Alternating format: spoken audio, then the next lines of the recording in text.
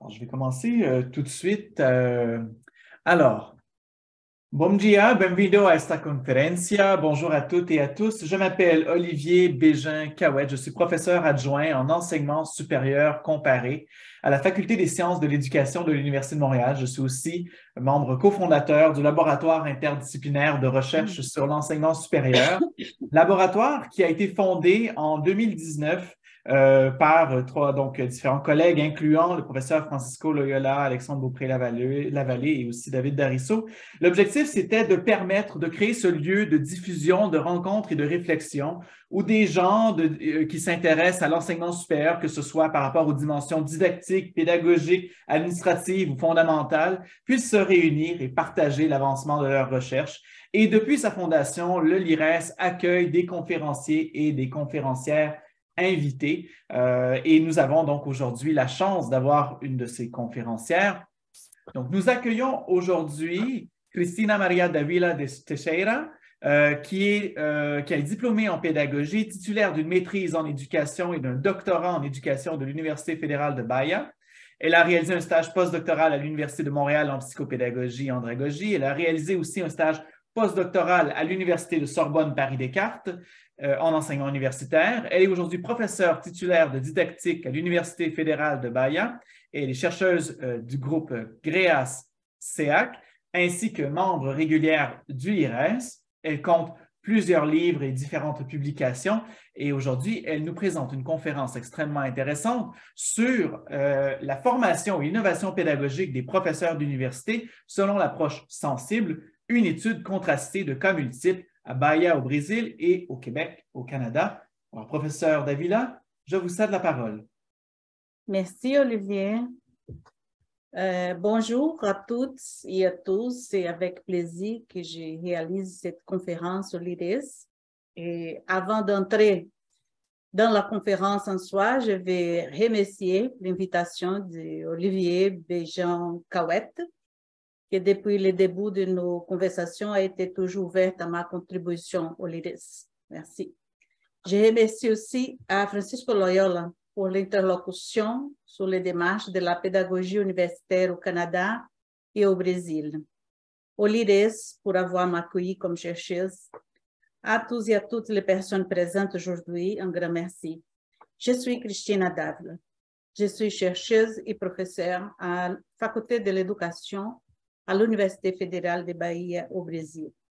Là où j'ai fait la coordination aussi du noyau de formation des professeurs, les NUFAP.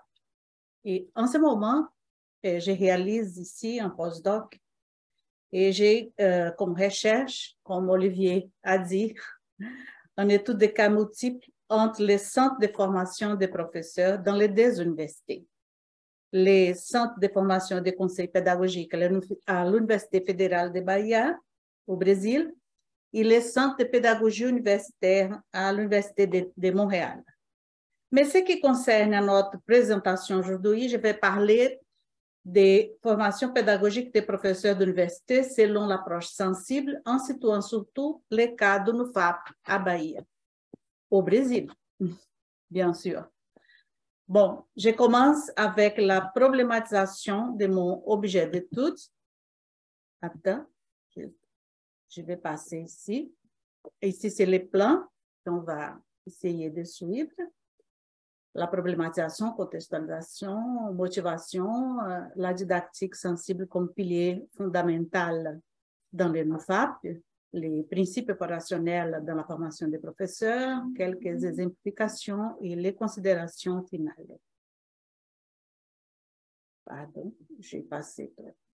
Ici, je commence à parler de la problématisation. L'un des problèmes centraux dans le domaine de la pédagogie universitaire, c'est la formation pédagogique des professeurs. Au Brésil, comme ailleurs, un nombre significatif de ces professionnels commencent leur carrière sans formation pédagogique adéquate, surtout dans le champ des sciences dures. Ce sont des bacheliers, des techniciens, des docteurs dans des domaines de connaissances spécifiques, disciplinaires, mais presque sans préparation technoscientifique dans le domaine pédagogique. Cet écart amène nécessairement d'autres problèmes qui gagnent en importance, des problèmes méthodologiques aux problèmes pédagogiques et épistémologiques. Résultat de tout cela, l'épuisement professionnel, insatisfaction des étudiants, des professionnels eux-mêmes, ce qui se répercute sur la qualité de l'enseignement, de l'apprentissage et aussi sur la qualité de la formation des futurs professionnels. La formation pédagogique des professeurs d'université au Brésil est présente depuis la législation de l'éducation de 1996, dans son article 66, qui détermine que la préparation à l'exercice de l'enseignement supérieur a lieu priorité dans les programmes de maîtrise et de doctorat. Est-ce que ça va, les rythmes et mon français? Est-ce que c'est parfait? Okay. Malgré la législation, les programmes de ces cours au deuxième et au troisième cycle, comme vous voyez ici sur l'écran, ne prévoit presque pas de discipline de formation pédagogique, en mettant l'accent souvent sur la recherche au détriment de l'enseignement. Je parle de la réalité brésilienne. Cependant, on peut trouver les mêmes caractéristiques ailleurs. D'autres choses, c'est l'insertion pédagogique de nouveaux professeurs à l'université au Brésil, qui mettent l'accent sur le curriculum vitae, sur la transmission des connaissances disciplinaires, en laissant peu de place à l'aspect pédagogique. Ainsi, la formation pédagogique des professeurs d'université devient une piste de solution à considérer. Aussi, l'enseignement à l'université est trop centré, en général, sur la croyance de la transmission de la connaissance. Maintenant, je vais parler de la contextualisation de notre recherche des cas multiples. Nous avons alors deux contextes à travailler. Les contextes au Brésil, à l'Université fédérale, comme j'avais dit, et depuis 2016, les ateliers didactiques ont été des cours de formation continue des professeurs. Nous avons créé ça, j'ai fait la coordination jusqu'au présent.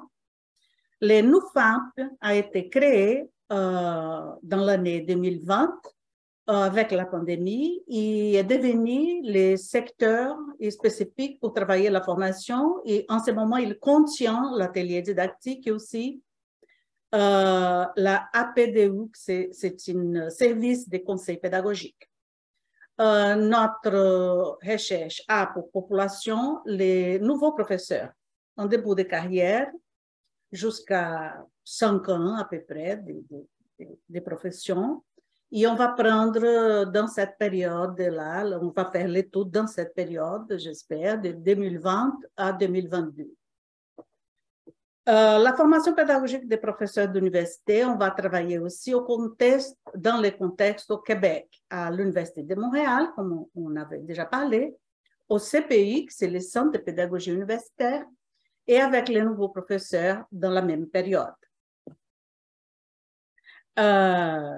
Cette présentation, alors, constitue le prélude à une étude de cas multiples qui vise à analyser les similitudes et les différences dans les modèles pédagogiques de formation dans les deux universités que je viens de dire, à travers les secteurs responsables pour la formation. Dans ce contexte, je propose quelques questions. Quel modèle de formation pédagogique dans les universités les proposent? Comment les professeurs signifient leur formation dans ces deux centres? Nous allons revenir sur la recherche un peu plus loin. Maintenant, on va parler des motivations que j'avais pour l'élaboration ou que j'ai encore d'une nouvelle didactique. Alors, vous voyez ici la motivation première, avant de parler des slides en soi. La motivation première, lorsque nous avons conçu la didactique sensible, était et est toujours le besoin de renouveler notre enchantement avec l'éducation. Des motivations qui incluent également l'insuffisance du modèle transmissif des masterclass et du technicisme pragmatique prévalant dans une large mesure dans l'enseignement universitaire. Dichotomie prévisible. Ce modèle transmissif, c'est une tendance pédagogique ancrée dans la tradition encyclopédiste, rationaliste de la modernité. D'autre part, le technicisme, une tendance pragmatiste également forte dans le segment universitaire, fondée sur une pratique technique supposée neutre, omet les variables de contexte. Cette tendance néolibérale aujourd'hui gagne en importance avec la réforme d'éducation de base au Brésil depuis l'année 2017 et surtout avec les gouvernements autocratiques actuels, mais qui est à la fin, ces gouvernements-là. On a eu des élections et on a gagné les élections avec le président Lula, qui c'est un président très populaire au Brésil. Les deux aspects mettent en évidence alors les clivages entre raison et sensibilité, entre objectivité et subjectivité, entre cognition, corporité et des émotions. Une autre préoccupation était la vérification de l'anachronisme existant entre les modus operandi didactiques centrés sur l'enseignement et la jeunesse, avec leur singularité dans la société de l'information actuelle. Michel Maffezoli, auteur de la théorie ratio-vitaliste, souligne le changement du discours de jeunes dans la contemporanéité à travers l'effervescence des groupes socioculturels, à travers les pulsions érotiques, ça veut dire sensorielles, sensibles, à travers les manifestations de leur passion et l'émergence de différents récits issus tour à tour de différentes tribus contemporaines. À ces caractéristiques de la jeunesse s'ajoutent les conséquences vécues avec les révolutions scientifiques du XXe siècle et les révolutions technologiques, surtout dans les 2 dernières décennies du siècle actuel. Alors, avec la fugacité et les volumes d'informations auxquels nous avons accès à partir d'un clic sur le téléphone portable, la réalité numérique omniprésente modifie les relations sociétales et de travail et comme ça, les relations établies avec la connaissance elle-même. C'est une cognition qui émerge parmi les jeunes. C'est une nouvelle cognition. Et une nouvelle réalité qui s'y présente intensifiée après la pandémie pour la COVID-19 et l'émergence de l'enseignement à la distance et en ligne. Tout cela nous semblait et nous semble encore bien différent de la réalité que l'on retrouve à l'école ou à l'université quand on observe l'insatisfaction des étudiants face au modèle pédagogique rigide et parfois les décrochages scolaires.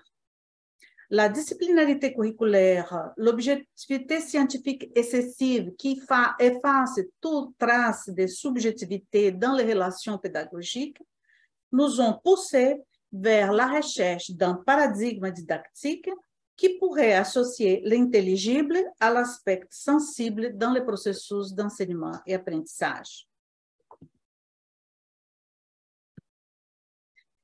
En ce moment, je vais parler de la didactique sensible comme pilier fondamental dans la conception pédagogique de l'UFAC, c'est le centre de formation des professeurs d'université au Brésil.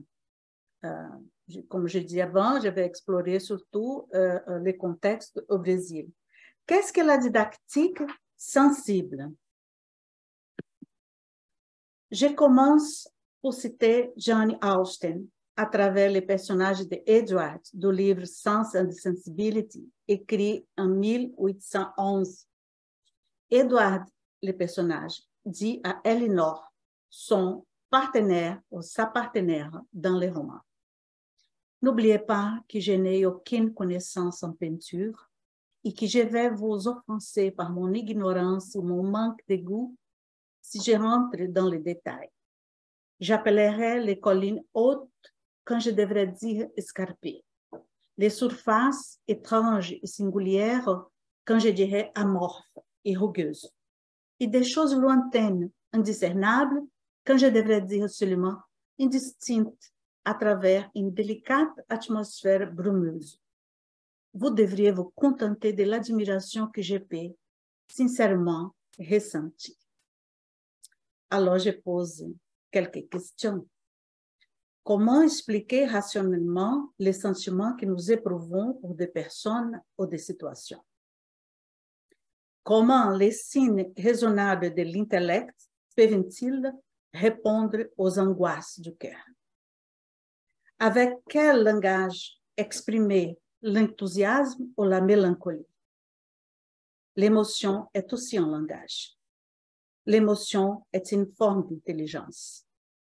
La didactique sensible est une conception innovante et multiréférentielle car elle repose sur des paradigmes émergents tels que l'épistémologie complexe d'Edgar Morin et la théorie ratio-vitaliste de Michel Maffezoli. En plus, des fondements psychopédagogiques qui comprennent l'intelligence humaine au-delà de la cognition, qui comprend la corporité et les émotions. Voici quelques auteurs qui soutiennent mon travail. Alors, sur les fondements philosophiques et épistémologiques de la didactique sensible. Ici sont les fondements, surtout basés sur Morin, Adorno aussi, Michel Maffezoli. Je vais faire cette synthèse. La multiréférentialité, par exemple, ne signifie pas une vision syncrétique des connaissances. La multiréférentialité signifie mobiliser de multiples références dans la construction des connaissances et dans leur diffusion. Sur le ratio-vitalisme, comme l'assure Michel Maffezoli, c'est pour en rendre compte que l'intellectuel doit savoir trouver un modus operandi qui lui permette de passer du domaine de l'abstraction au domaine de l'imaginaire et de ressentir, au mieux encore, de combiner l'intelligible avec le sensible. Le ratio-vitalisme est une approche qui apporte un équilibre entre intelligibilité et sensibilité. L'interprétation de Michel Maffezoli de cette théorie est sociologique. Il cherche à interpréter la société dans ses pulsions, le vitalisme, à travers une rationalité ouverte qui extrapole la raison abstraite. Nous avons aussi engagé un dialogue avec l'épistémologie complexe d'Edgar Morin pour engendrer la didactique sensible. Edgar Morin affirme: quand je parle de complexité, je m'y réfère, attendez, parce que je ne vois pas bien. Je m'y réfère au sens latin élémentaire du mot complexus, ce qui est tissé ensemble. Les vrais problèmes de réforme de pensée, c'est que nous avons trop bien appris à séparer. Il vaut mieux apprendre à relier. Relier, c'est-à-dire pas seulement établir bout à bout une connexion, mais établir une connexion qui se passe en boucle. Du reste, dans les mots reliés, il y a les ré, c'est le retour de la boucle sur elle-même. C'est ça que ça veut dire. Or, la boucle est autoproductive. À l'origine de la vie, il s'est créé une sorte de boucle, une sorte de machinerie naturelle qui revient sur elle-même et qui produit des éléments toujours plus divers qui vont créer un être complexe qui sera vivant. Le monde lui-même s'est autoproduit de façon très mystérieuse. La connaissance doit avoir aujourd'hui des instruments, des concepts fondamentaux qui permettront de relier.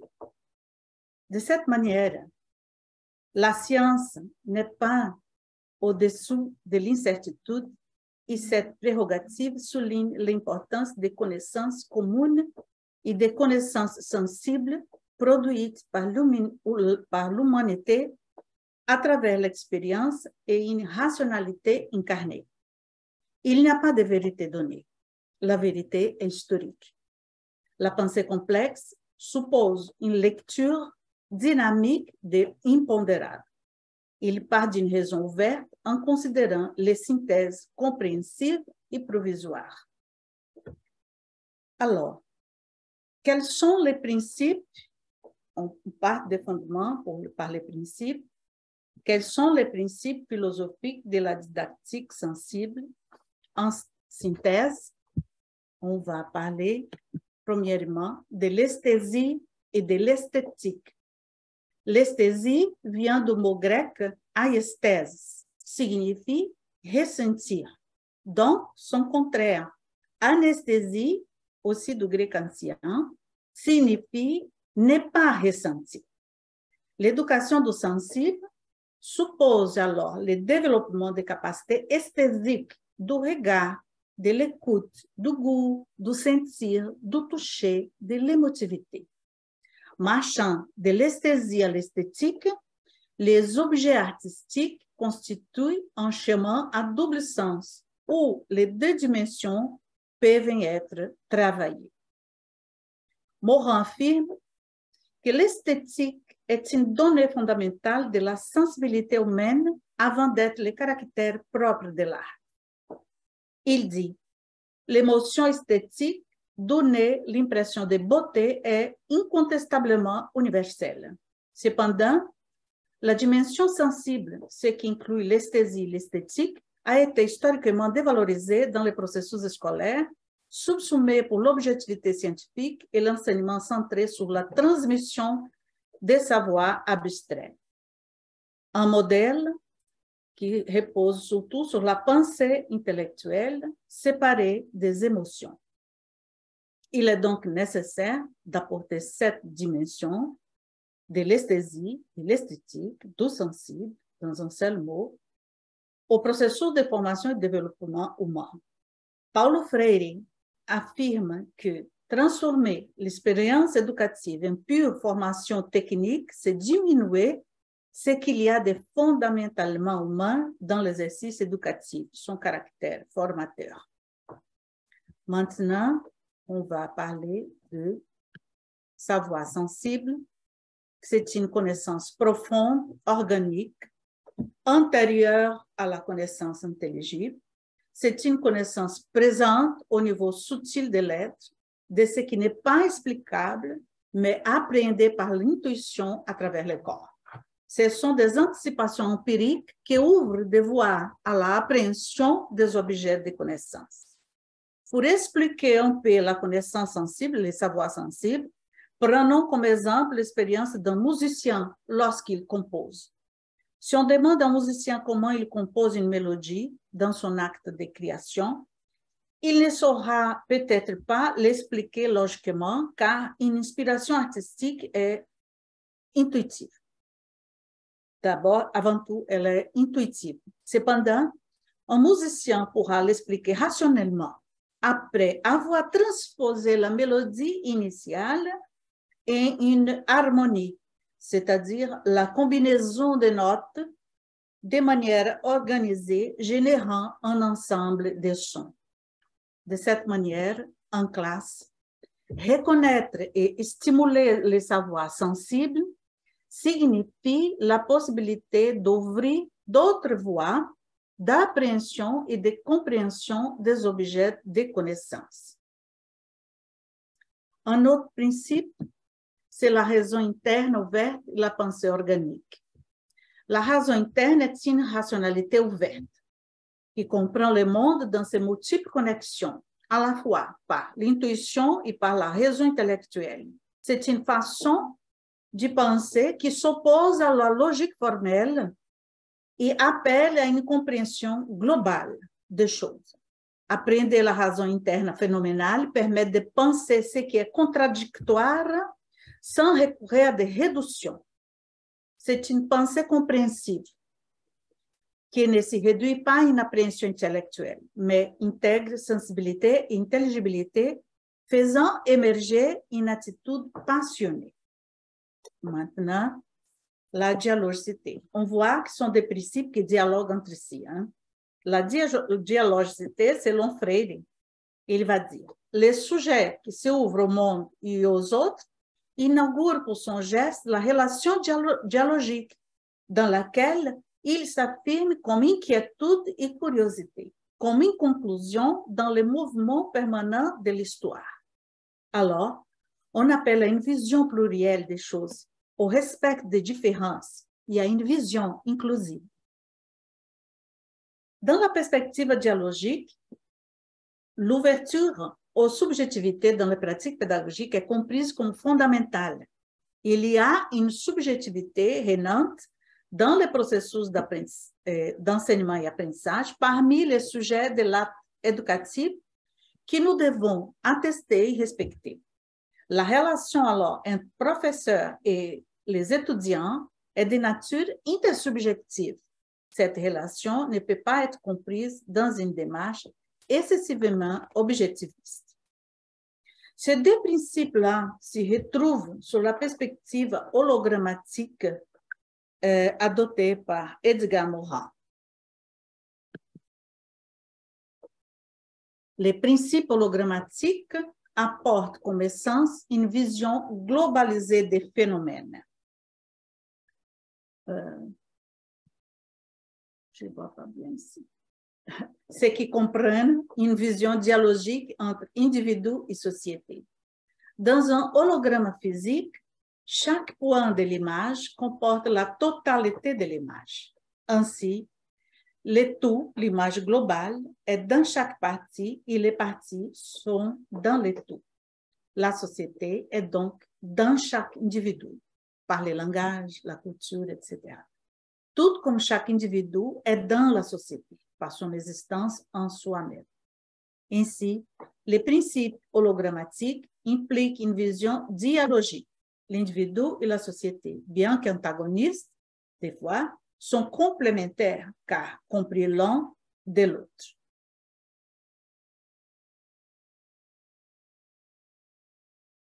On vérifie cependant, dans notre expérience, que les savoirs produits et mobilisés à l'école et à l'université dans la salle de classe ne favorisent pas la visibilité des savoirs communs. L'effet de la superspécialisation du savoir scientifique conduit également à une fragmentation de la compréhension sur le monde, la perte d'une vision globale, hologrammatique sur le monde. Il faut alors dépasser ces contradictions et les assumer en se basant sur l'idée de complémentarité ou de relier, comme dit Edgar Morin. Du point de vue pédagogique et didactique, il est fondamental de reconnaître les connaissances des étudiants, les connaissances locales, leur compréhension pour tirer parti des possibilités élargies d'interprétation du monde. Alors, je passe au fondement psychopédagogique de la didactique sensible. Vous voyez les quelques postulats. C'est la unité raison-émotion, qui peut être comprise aussi dans la triade corps, esprit, émotion, et pour le respect des différences. Je commence avec Antonio Damasio dans son livre L'erreur de Descartes, publié en 1994. Il dit: le sujet principal de l'erreur de Descartes est la relation qui existe entre l'émotion et la raison. En me basant sur l'étude neurologique des patients souffrant à la fois des défauts de prise de décision et des troubles de l'émotion, j'ai avancé sur l'hypothèse dite des marqueurs somatiques, selon laquelle l'émotion participait à la raison et qu'elle pouvait assister les processus du raisonnement au lieu de les déranger. L'auteur Antonio Damasio ne parle pas de substitution de l'intellectualité par des émotions, mais de complémentarité. Cependant, il y a des situations dans la vie où l'émotion peut même remplacer une décision rationnelle. Comme il a dit, c'est ça qui fait la beauté de l'émotion au cours de l'évolution.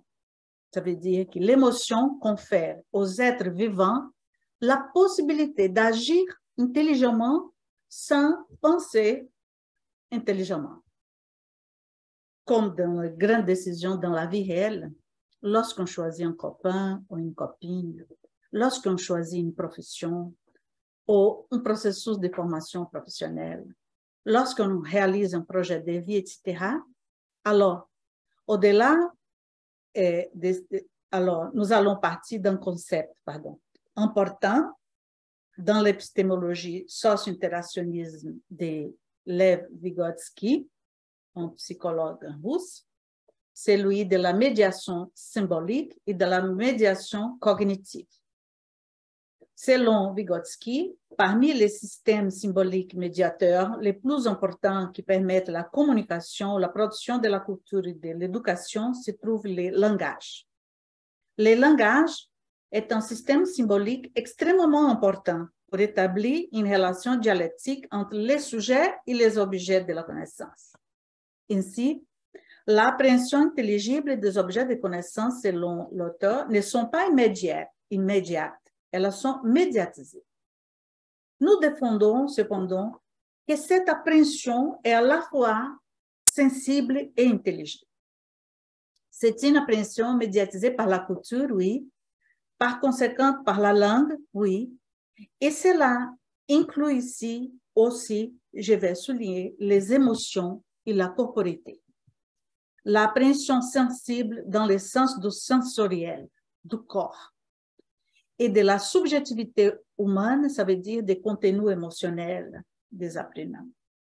Ainsi, enseigner suppose avant tout un apprentissage déjà médiatisé en soi. Et enseigner peut être compris comme une médiation didactique sur la capacité de compréhension des sujets, à la fois cognitive et aussi sensible des objets. Cette médiation didactique, de notre vision, doit être partagée dans la classe dans une relation tous-tous, où l'enseignant n'est pas le médiateur exclusif du savoir. Il y a d'autres concepts dans l'épistémologie de Vygotsky qui sont également importants, tels que les domaines potentiels de la connaissance. Et pour l'auteur, l'étudiant apporte déjà un bagage culturel à partir duquel il peut potentiellement développer d'autres connaissances. C'est donc l'espace entre ce que l'élève apporte déjà, qui devient la zone de développement réel, ou ce qu'il peut apprendre, la zone de développement potentiel, comme j'ai dit. Pardon. Alors, nous avons aussi, qu'est-ce que j'ai fait ici? Les respect des différences, qui c'est très important pour nous et pour notre élaboration aussi. Le fait que l'intelligence émotionnelle, c'est un type d'intelligence et qu'il existe, il règne entre les processus d'enseignement, apprentissage et des sujets de l'acte éducatif, une subjectivité. Alors, cette relation, elle est intersubjective. Et pour ça, on utilise aussi l'idée de Howard Gardner, un neuropsychologue nord-américain, auteur de la théorie des intelligences multiples, surtout pour attester des différentes capacités sur les êtres, entre les êtres humains, comme l'intelligence, il dit des capacités qui pour nous sont très, très importantes. Il dépasse alors l'intelligence rationnelle mathématique. Il va nous parler de l'intelligence corporelle, synesthésique, de l'intelligence, par exemple, musicale, de l'intelligence intra-psychique et l'intelligence inter-psychique, qui ça veut dire en autre mot, l'intelligence émotionnelle. Alors, on défend que pour enseigner, c'est important d'attester et respecter ces différences parmi les étudiants et enseigner aussi des façons à respecter ces différences. Ce qui ne veut pas dire qu'on doit suivre de certaines stratégies pédagogiques, mais surtout de repenser notre paradigme de formation et d'enseignement et d'apprentissage. C'est dans cette thèse-là qui repose les postulats que nous croyons sur la formation des professeurs aussi. OK? Alors ici, je vais parler un peu des principes opérationnels de la didactique sensible, les sentis, ça veut dire tout un processus de sensibilisation, de travail avec la perception sensorielle des apprenants. La métaphorisation, c'est juste travailler les métaphores pour provoquer l'imagination, la pensée créative aussi des apprenants. Aussi la problématisation pour provoquer la pensée aussi logique, la pensée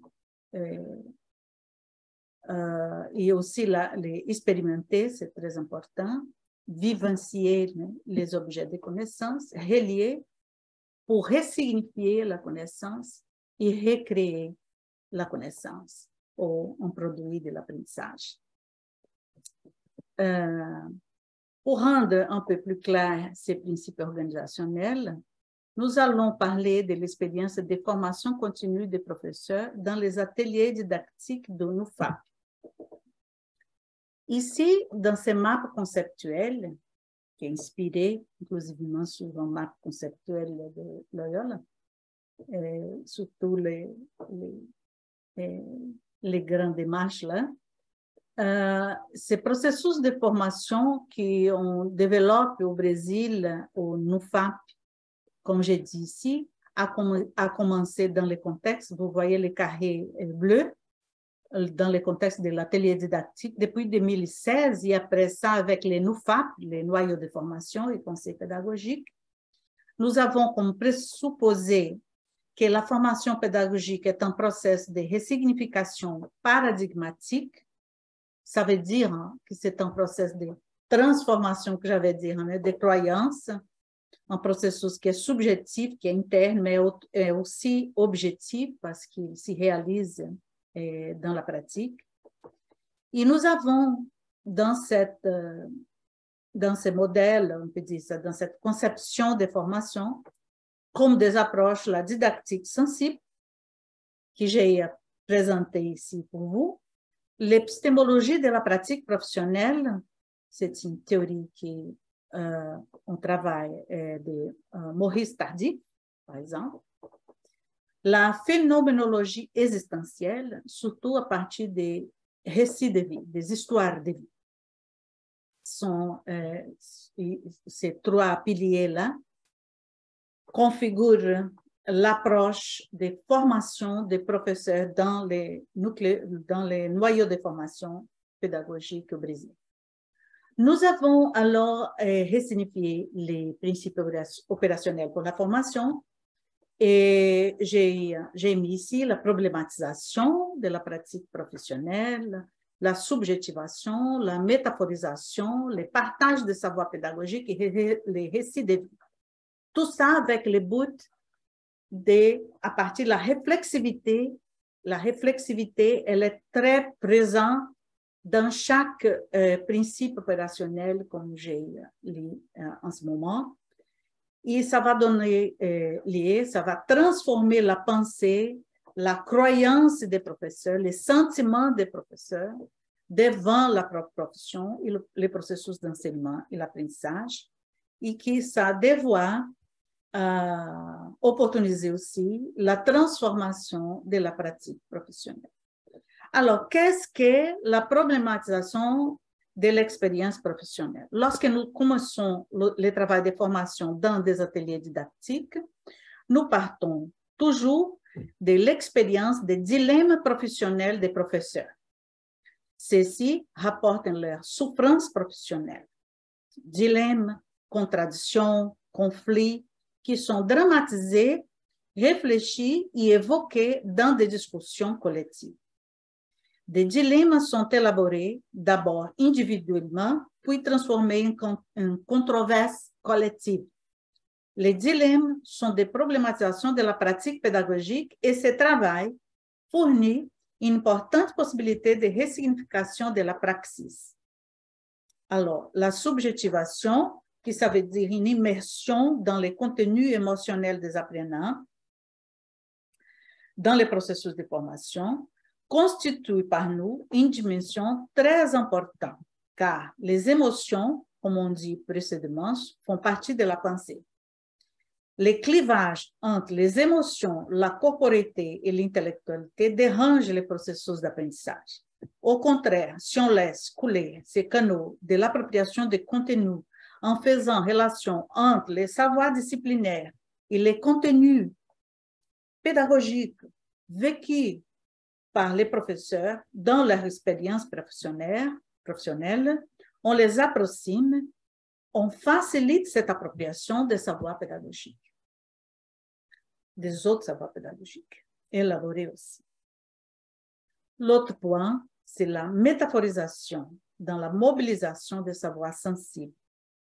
Les métaphores ludiques et artistiques ouvrent des voies à l'imagination et à la pensée créative. Ils desserrent les liens de la pensée rigide et des émotions paralysées. On peut citer les travaux qu'on réalise dans les ateliers avec la métaphore de la constellation identitaire pour la reconstruction du choix professionnel des participants à partir du dessin d'une constellation stellaire, par exemple. Ou des mandales construits pour la redéfinition du savoir planifié. On travaille beaucoup avec des images, avec la production des objets artistiques. Ou l'utilisation du film Le Festin de Babette et la relation entre les désirs de manger et le désir d'apprendre, d'enseigner, par conséquence. Les métaphores nous amènent à l'imagination, à la pensée créative, à la contemplation. Le partage des savoirs pédagogiques et des expériences professionnelles, c'est l'autre point qui représente une opportunité de repenser sa propre pratique et de resignifier les savoirs pédagogiques à travers les discussions en classe et aussi à travers les ambients virtuels d'apprentissage. Dans les programmes comme Moodle, par exemple, on utilise les Moodle pour la formation où les profs s'y reconnaissent dans leur rapport, dans leur expérience des uns et des autres. Un autre point, c'est le récit de vie à travers des journaux de bord et d'autres dispositifs, dans lesquels les professeurs relatent leur trajectoire professionnelle, leur permettant d'y réfléchir, d'évaluer leur conduite et celle de leurs étudiants, resignifier les savoirs, les identités, les praxis. Alors, je prends ici quelques récits pour exemplifier un peu mieux, pour aller peut-être un peu plus loin et parler, par exemple, de la problématisation de l'expérience professionnelle.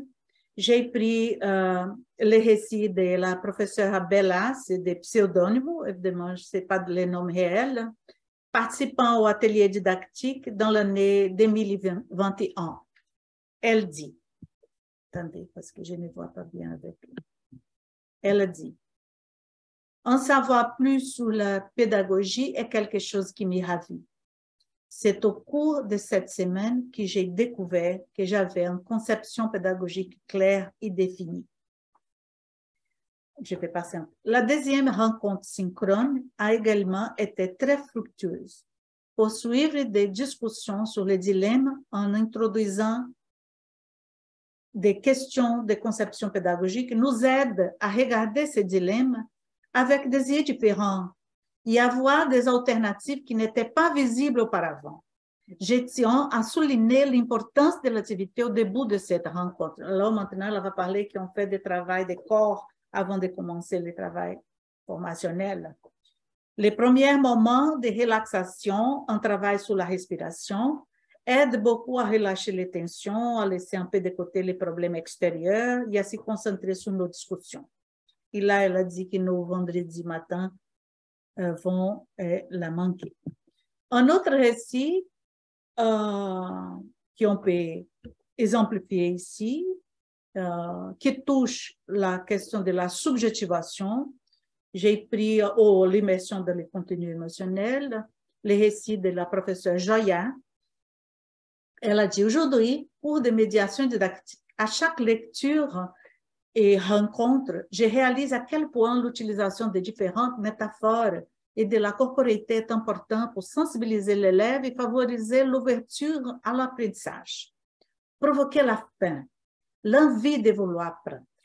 Je considère ce sujet comme un défi qui me donne envie d'être un meilleur éducateur.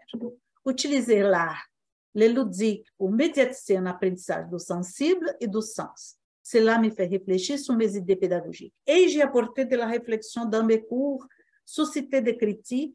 Est-ce que j'incite la curiosité d'apprendre? Est-ce que je stimule l'imagination? Est-ce que j'identifie les lacunes? C'est ça que Joël a dit dans son récit, que je trouve très intéressant aussi, hein? La part de désir, hein? Désir d'apprendre. Le désir, c'est le moteur de toutes les choses, je disais Freud. Et la métaphorisation, alors, pour la mobilisation des savoirs sensibles, c'est la professeure Belle qui a dit, au cours de la 5e semaine, je suis retournée la 5e semaine du cours. C'est un cours de 60 heures. C'est un cours de à peu près 8 rencontres présentielles. Il y a aussi les horaires qui sont en ligne. Au cours de la 5e semaine, je suis retournée au début du cours et j'ai l'activité constellation d'identité. Et j'ai fait l'activité constellation d'identité. C'était la meilleure activité que j'ai développée lors du atelier. J'ai adoré réfléchir à ma trajectoire, réfléchir à des points importants et cruciaux pour que j'arrive là où je suis, pour que je devienne l'enseignante que je suis aujourd'hui. Avec encore beaucoup à apprendre et à grandir, mais sans aucun doute, ma trajectoire et les personnes qui en faisaient partie ont été déterminantes dans la formation de l'enseignant que je suis aujourd'hui. C'est une pratique que je vais continuer pour la vie. Le partage des savoirs pédagogiques. La professeure Carole, elle dit, mes sentiments et mes perceptions changent dans ma vie professionnelle. Ils semblent aller sur les montagnes russes d'un parc d'attractions, parfois motivant, parfois épuisant. Être dans des espaces qui partagent les mêmes désirs et la même conception de l'enseignement, constructif, participatif, sensible, me fait avancer. Cependant, vivre dans des espaces qui ne valorisent que la production, la transmission des savoirs, le transfert des contenus intenses et dénués de sens me conduit à la fatigue et à l'épuisement. Attention, Carole, alors elle a dit, être là pour regarder, ressentir, faire son choix. Les partages, c'est les moments où on fait des débats, des idées, on reflète sur l'expérience de l'un, de l'autre, soit dans les rencontres synchrones, soit dans la salle de classe présentielle.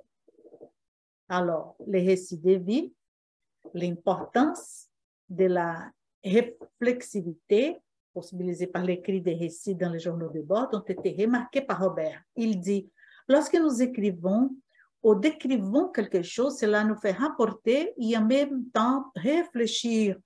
Ainsi, avec les explications et les directives d'utilisation du journal, ainsi que d'autres sujets abordés en classe tout au long du cours, lorsque j'enseignais avec les étudiants, j'ai commencé à l'observer, leurs réalités, leurs conditions, la façon dont ils participaient et assistaient au cours.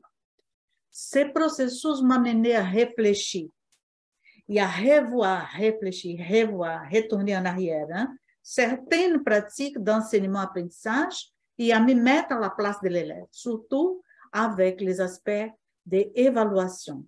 Vous avez dit, le professeur Roberto, dans son récit de vie, dans son journal, pardon, et on souligne l'importance des récits, d'écrire sur un journal, justement, pour revenir en arrière, pour voir sa propre expérience professionnelle. Alors, nous arrivons à la fin, à la considération finale. Ce sont là quelques extraits qui réaffirment en quelque sorte un peu, sans être conclusif, mais un peu la répercussion de l'approche sensible utilisée dans les ateliers didactiques ONUFA sur les conceptions des professeurs et la resignification de leur pensée sentir sur la pratique professionnelle. Voici quelques productions que nous avons commencé avec les ateliers didactiques que vous voyez ici, les premiers livres, en approche créative dans la formation continue des professeurs d'université, Ces livres, j'ai écrit avec Ana Verena Madeira, les ateliers didactiques et aussi les NUFAP. Je ne fais pas mon travail tout seul. Hein. J'ai fait avec ma collègue Ana Verena Madeira, aussi avec la professeure Giovanna Zen, la professeure Denise Guerra, la professeure Carolina Souza et d'autres partenaires qui sont collaborateurs. Et aussi, on appelle les assessoras pédagogiques qui sont aussi, elles travaillent avec nous. Peut-être que Danielle Lima est ici, elle a dit qu'elle venait pour cette conférence. Et alors, c'est toute une petite équipe qui travaille depuis 2016 et au NUFAP depuis l'année de 2020. Et le livre, La didactique sensible, il était publié cette année, 2022, Contribution pour la didactique à l'enseignement supérieur. Il est publié cette année. Et le livre, c'est un e-book aussi, c'est disponible. Les cardápios pédagogiques, ça veut dire les menus pédagogiques, méthodes techniques d'enseignement-apprentissage pour l'éducation supérieure, tout ça dans l'approche sensible. Ce sont les ateliers didactiques, les menus pédagogiques qui sont disponibles sur l'Internet pour les gens qui veulent connaître, aller un peu plus loin. Alors, à venir, cette étude caractérisera les services des deux universités, comme je dis, l'ENUFAP à l'UFBA et la CPI à l'UDM. Quant à leur conception pédagogique, leur histoire, un peu de leur infrastructure aussi, hein, pour contextualiser les deux services. Analysera aussi les significations attribuées par les professeurs aux actions de formation entreprises par ces services et les répercussions qu'ils entrevoient sur la pratique. Ça, c'est une étude de cas multiples. Il est contrasté en soi-même. Il s'appuie sur une approche qualitative et un paradigme phénoménologique. La collecte de données, elle comprend les entretiens semi-dirigés avec les professeurs en début de carrière, ayant participé aux deux expériences au Brésil et ici au Québec, les observations participants où j'ai déjà commencé un peu, et journal de recherche, parce qu'on ne peut pas dépasser de ça. Et c'est ça. Je vous remercie. Bibliographies sont disponibles. Et un grand merci. Grata. Muito obrigada. À la prochaine. Muito obrigado. Merci beaucoup, professeur Davila, pour votre présentation. Nous en serons maintenant aux questions.